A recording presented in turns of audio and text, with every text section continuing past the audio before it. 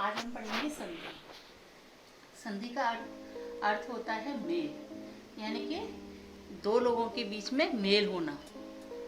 पहले शब्द के आखिरी वर्ण यानी कि वर्णमाला के अक्षर और दूसरे शब्द के पहले वर्ण का जब मेल होता है तब कुछ परिवर्तन आ जाता है।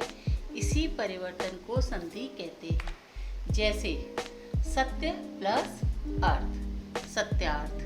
तो इसमें आ की मात्रा आ गई, ये परिवर्तन हो गया, इसलिए ये संधि हो गई। जैसे दो वर्णों के मेल को संधि कहते हैं, वैसे ही संधि हुए शब्द को अलग अलग मूल रूप में लिखने को संधि विच्छेद कहते हैं। जैसे ये संधि है, मैंने ये मूल रूप में लिख दिए नर प्लस इंद्र, तो ये हो गया संधि विच्छेद। अब देखें संधि के प्रकार।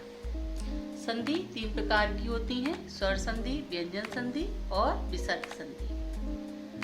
स्वर संधि, दो स्वर वर्णों के मेल से जो संधि होती है उसे स्वर संधि कहा जाता है। स्वर संधि 5 प्रकार की होती हैं: दीर्घ संधि, गुण संधि, वृद्धि संधि, यण संधि, अयादि संधि। अब हम पढ़ते हैं दीर्घ संधि।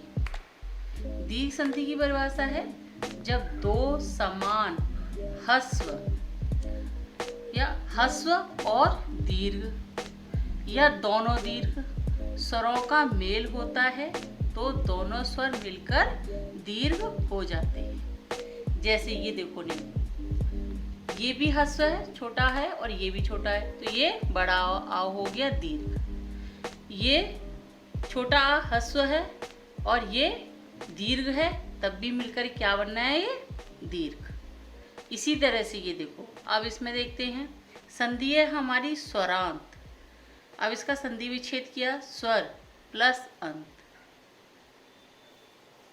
तो यहाँ पे यदि रा में लास्ट वाले अक्षर में यदि हलंत नहीं लगा तो उसके अंदर छोटा आ है, तो ये निकल के आ गया, ये ह्रस्व और ये भी छोटा है ह्रस्व, और दोनों मिलकर बन गए दीर्घ, तो ये हो गया स्वरांत। इसी तरह से हिम प्लस आलय, ये क्या हो गया, हिमालय। यहाँ छोटा आ है, यहाँ बड़ा आ है, बराबर बड़ा आ। विद्या प्लस आलय, विद्यालय।